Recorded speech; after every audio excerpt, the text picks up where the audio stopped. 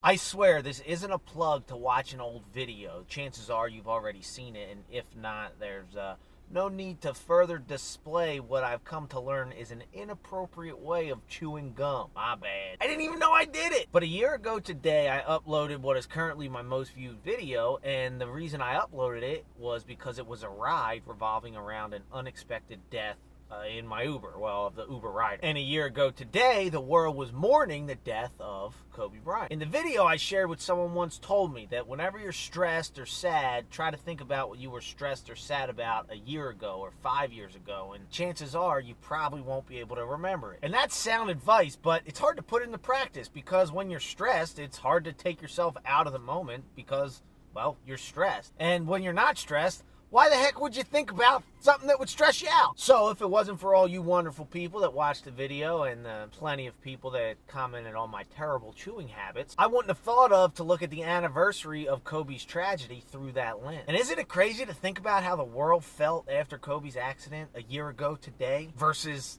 what's going on now? Think about how much other bad stuff has happened in the past year. Yikes. But people move on. That's never a headline that hits the papers. Instead, the headline's always the next bad thing that happened. But here's where people get it twisted. Moving on isn't about forgetting, or it's not about not caring anymore, and it's not necessarily only because something worse happened. The moving on part is a result of human beings being way more resilient than we ever think we are. Because no matter what, time will never stop. And it's when you don't move on from things is when you run into problems. So I don't know if there's actually a light at the end of this COVID tunnel, or I'm just lying to myself because I want there to be. But a few comments on that video recently reminded me about how different the world felt a year ago and how much can change in just 1 year. I just wanted to remind you guys, and maybe myself, that one day, I don't know if it's a year from now or 5 years from now or 20 years, we'll look back on this and we'll have a hard time remembering just how stressful this day-to-day stuff was. Thanks for watching. If you haven't already, turn that notification bell on. And remember, like I said a year ago, I stand by it. Whatever it is you're going through, this too shall pass. Driver Ed,